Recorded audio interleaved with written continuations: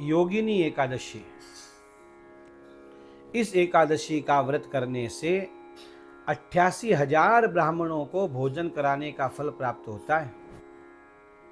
युधिष्ठिर ने भगवान कृष्ण से पूछा, केशव, आषाढ़ मास की कृष्ण पक्ष की एकादशी कौन सी है और इसका व्रत करने से क्या होता है?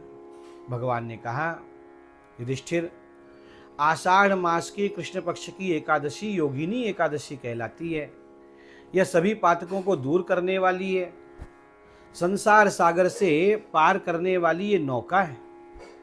इसके समान कोई दूसरा व्रत नहीं है। एक बार की बात, अलकापुरी में कुबेर भगवान शिव की आराधना करते। उनका एक सेवक था, हेममाली। वो रोज पुष्प लाकर देता था और कुबेर खूब भावपूर्ण भगवान महादेव की आराधना करते। हेममाली की पत्नी विशालाक्षी बहुत सुंदर थी और ये हेममाली उसमें आसक्त था। एक बार की बात, ये मानसरोवर से फूल लेकर आया, अपने भवन में चला गया और अपनी पत्नी के साथ ही सहवास करने लगा और फूल ले जाना ही भूल गया। बहुत विलंब हो गया पूजा में, फूल अभी तक नहीं आए।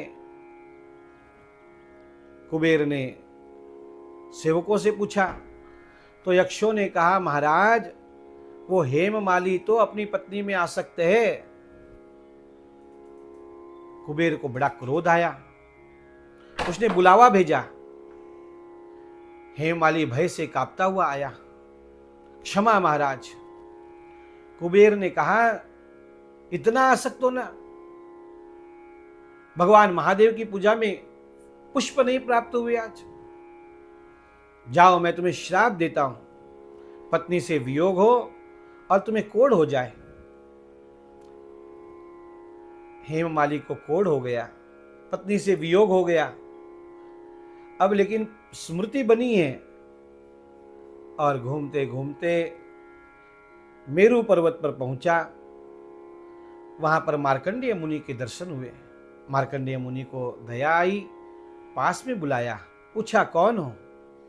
उसने सारा वृत्तांत सुना दिया कि मैं कुबेर का सेवक हूं, मेरा नाम हेममाली है, पुष्प लाने में विलंब हो गया, पहुंचाने में पत्नी में आसक्त हो गया था तो कुबेर ने मुझे श्राप दे दिया।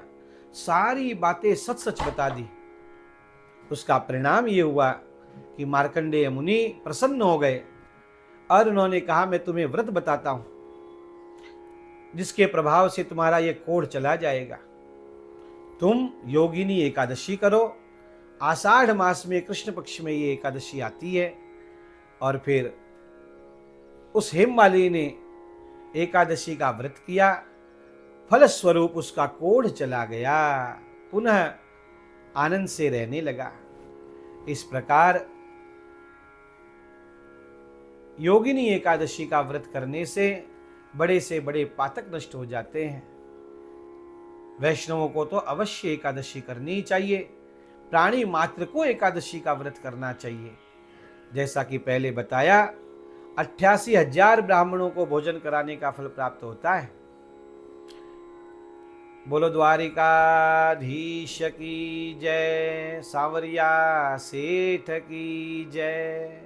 अवश्य करिए व्रत।